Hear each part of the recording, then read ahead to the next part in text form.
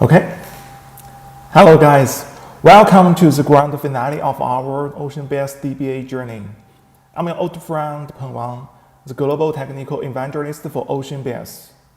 Over the past 3 months, we have explored OceanBase's fundamentals, explored its architecture, and mastered the skills needed to navigate the database world confidently.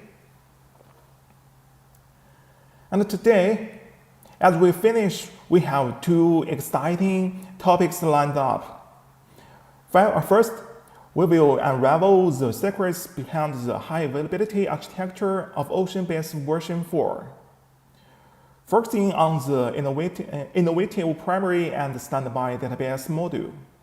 This is where OceanBase truly shines, ensuring reliability and scalability for mission-critical applications.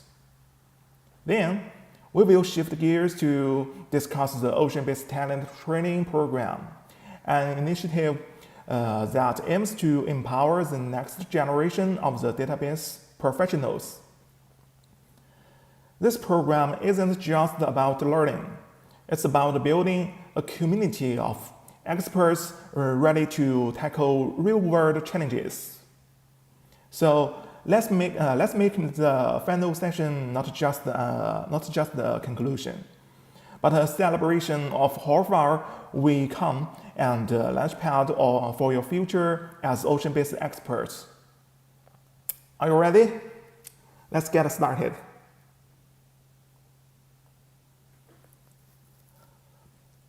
The first part mainly introduces the primary and the standby libraries of the high availability architecture of OceanBase version 4. It's a physical standby database solution based on 𝘬𝘬log synchronization replication. This solution is similar to the primary standby replication solution of traditional databases. Between 2 or more clusters, it's allowed to build a tenant-level primary standby relationship by asynchronously replicating 𝘬𝘬logs. Providing 2 disaster recovery capabilities. They are lossless switching within the plan and lossy switching during failure. Lossless switching is when executing a lossless switch within the plan, the primary tenant and the standby tenant swap roles without data loss, and the switching time is in seconds. Lossy switching is when the cluster where the primary tenant is located fails. A lossy switching can be performed to switch the standby tenant to the primary tenant. At this time, data loss cannot be granted. RPO is larger than 0, and the switching time is also in seconds.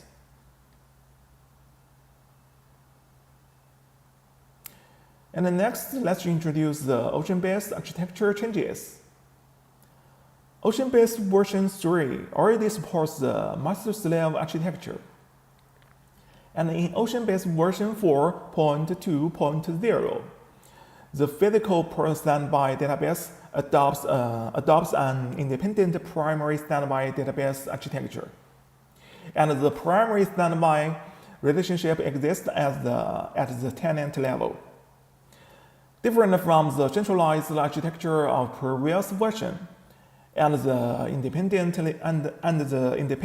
primary standby database architecture, each cluster is independent of each other, and the users can manage a cluster with flexibility.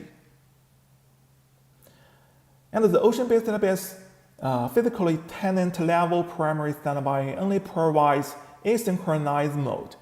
That is, it only supports the maximum performance mode and doesn't support the maximum protection and maximum availability modes.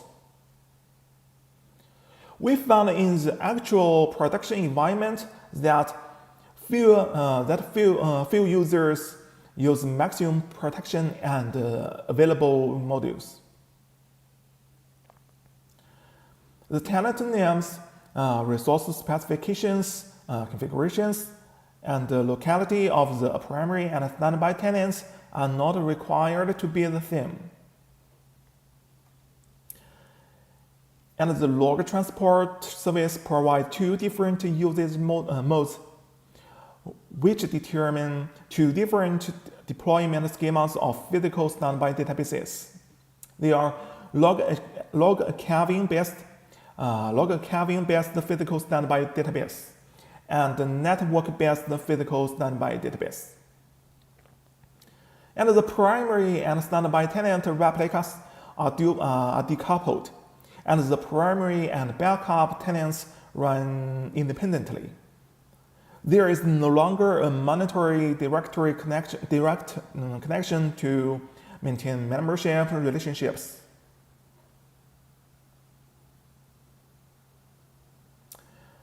And let's introduce the solution benefits. The first one is the primary standby synchronization infrastructure requirements are more flexible and can be synchronized through direct network connection or shared disk log archiving. The second is the primary and standby databases synchronize data based on the log-based consumption system. Due to the instruction of single machine log streams, partitions are no longer a concern. Log stream side advancement is more lightweight, and the RPO and the RTO are improved. The next one is the complexity of the primary and standby database architecture is simplified, supporting independent operation and maintenance, making it more stable and reliable. The next one is version 3 to maintain actively between the primary and the standby databases. Heartbeats need to be sent periodically when the number of partitions increases. CPU and network resources are likely to become bottlenecks. But version 4, the bandwidth and other resource requirements between the primary and standby databases are lighter. The final advantage is the log synchronization mode is changed from out-of-order synchronization to sequential synchronization. The switch over and the failover switching takes seconds.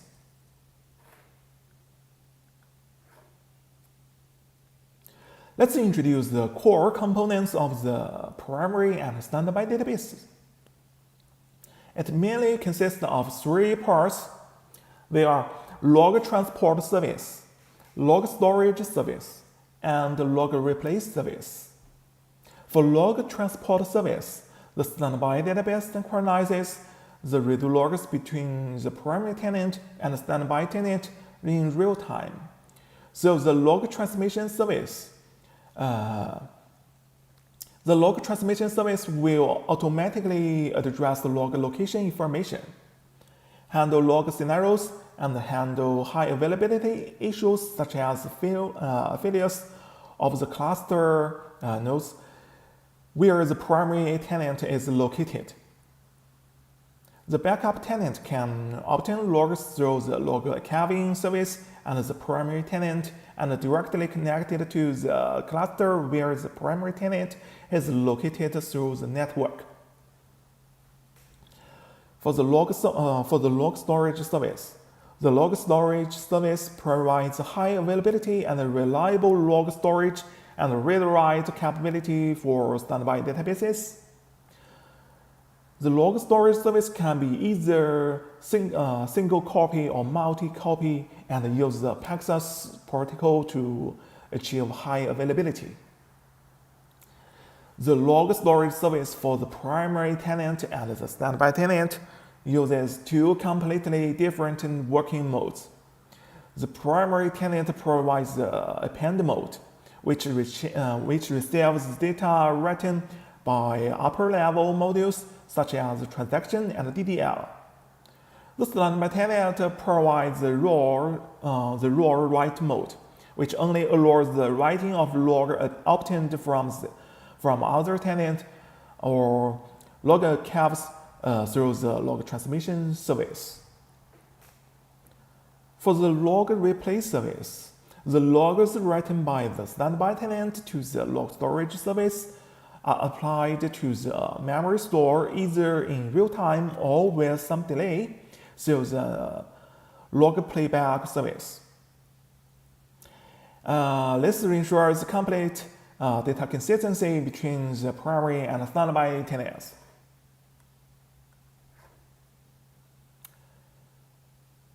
And next, we will introduce the log transport service. The first method is physical backup database based on log archiving. In a standby database based on log archiving, the read logs of standby database come from the log archives of the primary tenant and other standby tenants.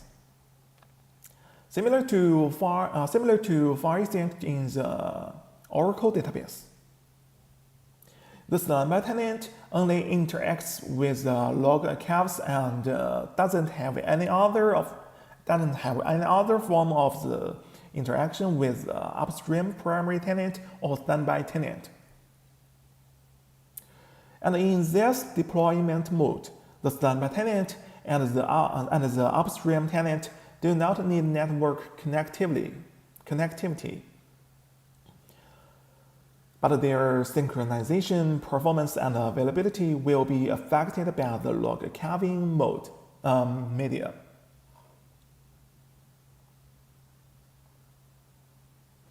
The second method is network-based physical backup database. In a network-based physical standby database, the standby tenant directly connects to the primary tenant and other standby tenant through the network to read logs, similar to replication of MySQL database. And in this deployment mode, the standby tenant and the primary tenant need to be connected. The standby tenant will send an RPC request through the network to read the read log in the primary tenant cluster. And the log read by the standby tenant from the primary tenant can be either the primary tenant's online logs or the primary tenant's archive logs. The two log source supports automatic switching, which is transparent to the backup tenant and the business users. Okay, let's introduce the scenarios of the primary standby databases. The first scenario is a physical standby database in dual data centers in the same city or different locations. In the most typical deployment mode, users can use the physical standby database function to meet various requirements, such as remote disaster recovery, use management tools such as OCP to achieve the master-slave rule switching of all tenants at the cluster level. And if there are only 2 computer rooms in the same city and you want to achieve computer room level disaster recovery, or there are 2 computer rooms in different locations and you want regional disaster recovery, You can use the physical standby database and deploy a cluster in each computer room. When the main computer room is unavailable, the standby computer room takes over the business service and the RPO is larger than 0. The second scenario is active and disaster recovery in the same city or across different regions. In this scenario, the business has read and write and remote disaster recovery requirements in 2 different regions. So the primary and standby databases are required in the 2 regions. When using the other database-based primary standby solutions, users need to deploy 2 or more clusters in each region, and the clusters in the 2 regions serve as primary and standby for each other. In the version 4 solution, you only need to deploy 1 cluster in each of the 2 regions, and the tenant-level master-slave can meet business needs, greatly simplifying the complexity of database cluster management.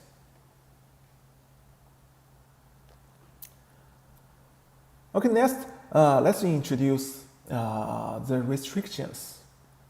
First of all, we have no restriction on the max number of standby tenants supported by 1 primary tenant. We also don't require the same architecture as the primary and standby tenant. Just recommended that the primary tenant and the standby tenant use the same resource specifications. For the configuration items of the primary tenant and the standby tenant are independently of each other and will not be physically synchronized. If you modify the configuration items of the primary tenant, you need to evaluate whether you need to modify the same configuration items of the standby tenant. For the user and the password, only the primary tenant can create users and modify users' password. The updated information will be synchronized with the standby tenant. For other items, please review them after this lesson or refer to the official website.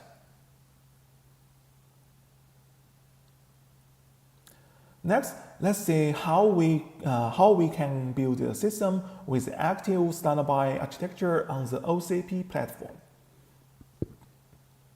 As shown in the right figure, let's create a backup tenant. The standby and the primary and standby tenants can be located in the same OceanBase cluster or different clusters. Master-slave log synchronization mode contains web-based or archive-based. Based on the storage media, currently supported includes the first one is NFS, and the next is OSS, and also COS, and the last one is S3. Currently, the OceanBase physical standby database only provides asynchronous mode.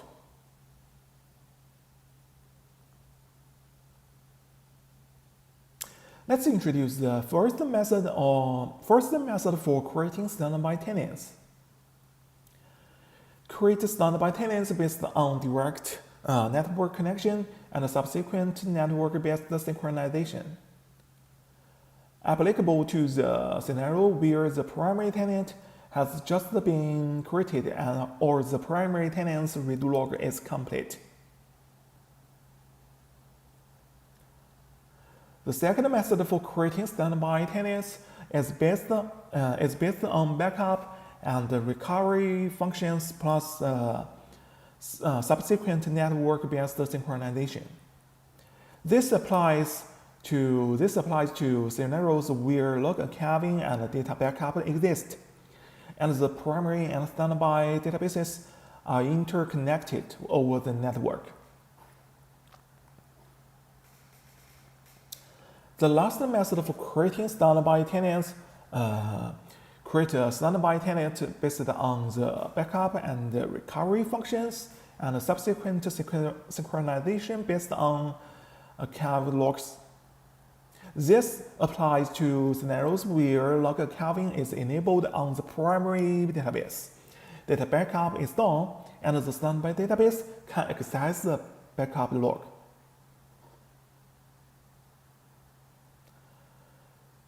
Next, let's introduce the daily operation and maintenance. The first one is daily switchover. Only primary standby daily switchover is supported by the primary tenant. The standby tenant's log synchronization delay is larger than 5,000 milliseconds. It's not allowed to switch to the primary tenant. And the primary standby switchover is not supported if the standby tenant doesn't enable log 𝘕𝗏ing. You need to enable log 𝘕𝗏ing for the standby tenant first. The next one is disaster recovery failover. Only supports disaster recovery switchover from the standby tenant, provided that the primary tenant corresponding to the standby tenant cannot operate normally. Primary standby decoupling. Only the standby tenant can initiate the primary standby decoupling. After decoupling, the standby tenant will exist as an independent tenant and will no longer synchronize data with the original primary tenant.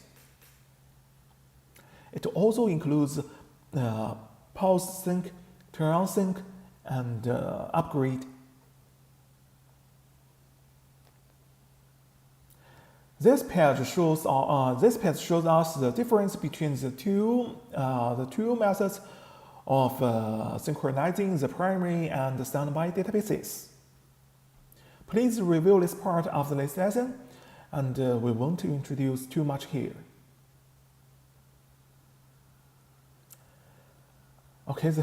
Okay, next I will introduce the last part, which is about talent development at OceanBase.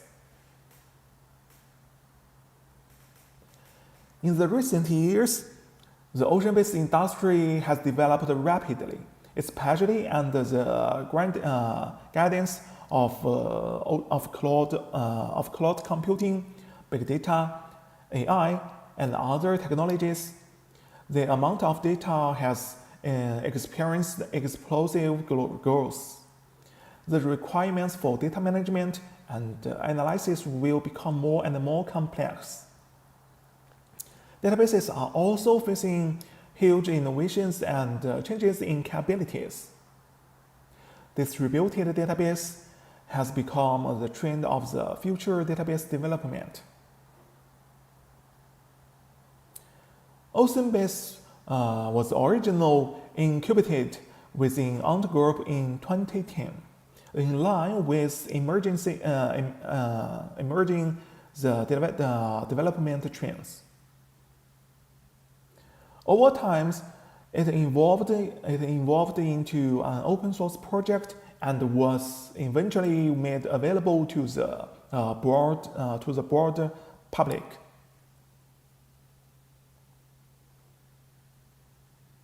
OceanBase is a native distributed database developed entirely independently. As we mentioned in our previous courses, OceanBase has strong compatibility with MySQL, but OceanBase is not deployed based on MySQL. It's a database deployed entirely by ourselves. Here is the achievements of our OceanBase in the past, just like breaking the world records in both TPCC and TPCH. And we are the only database in the world that has achieved such results. What challenges are the database industry currently facing? The first one is the talent gap is widening.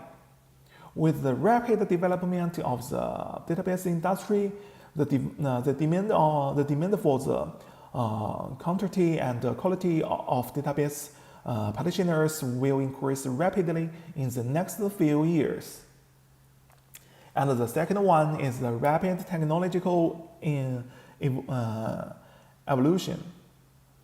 Most enterprise database practitioners face the challenges of upgrading existing databases to distributed architectures to help implement innovative businesses. The second one is the uneven talent pool.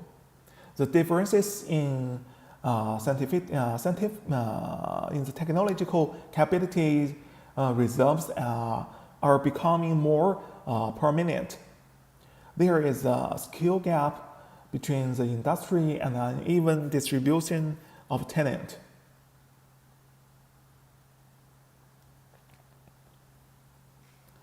Based on these challenges, OceanBase has established a complete talent training framework.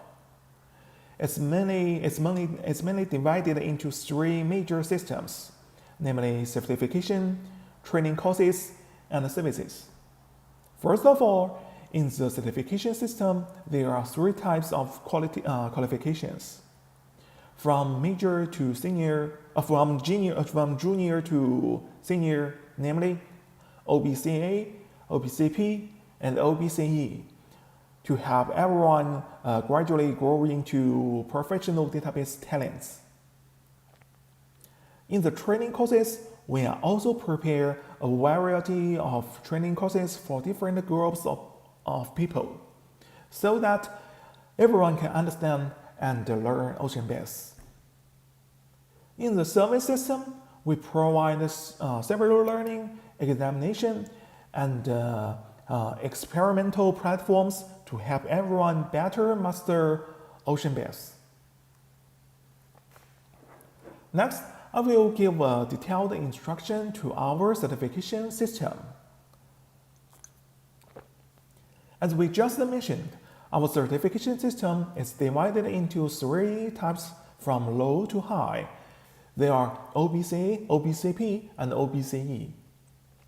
OBCA certification is suitable for junior DBA and junior application developers and others. OBCP certification is suitable for architectures, senior DBA, and senior application developers.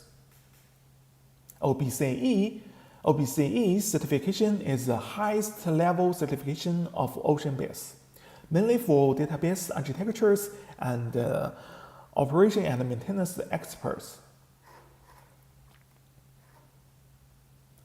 In addition to certification, we also provide a wealth of training courses. Benefits of our training courses include: the first one is 100% self-developed native distributed relational database. The core content of the course comes from self-developed research results, rich core knowledge of distributed databases. And the second one is keep up with the version evolution and financial features, and update teaching materials in real time. So OceanBase training, you can express the latest product features and master practical operations. Here we show you a sample course of OceanBase talent training. This is an entry-level courses of OceanBase public cloud. We update the course structure and content every year. Although the courses presented here are for the public cloud, the core content is the same as that for the private cloud, except the content will focus on the actual needs of public cloud customers. Here we'll show you the course samples we prepared for the developers, including interface course, database kernel objects, data import and export, and others. Similarly, we also want to prepare a series of courses for DBAs, including SQL tuning, user management, and data monitoring.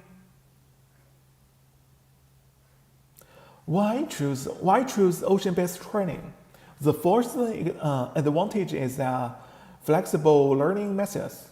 It supports multiple teaching methods, such as online live broadcasts, on-site lectures by instructors, and factory centralized training.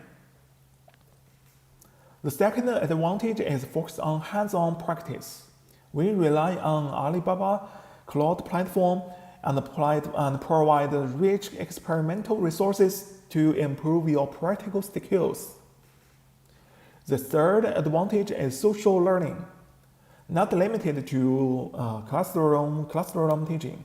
Integrating into learning groups and communities, obtain technical experts support, and participating in various activities.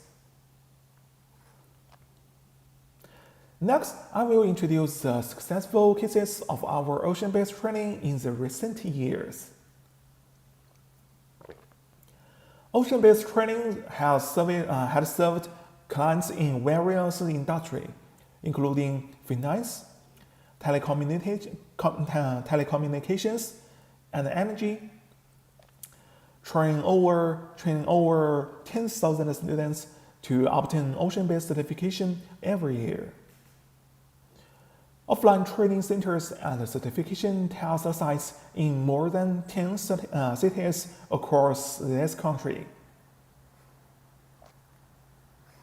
Okay, thank you all for joining me on this journey through the world of OceanBase.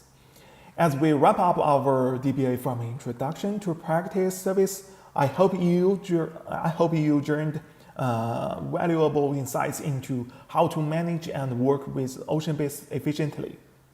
Remember, whether you are just starting out or looking to refine your skills, the key to mastering database administration is continuous learning and practice.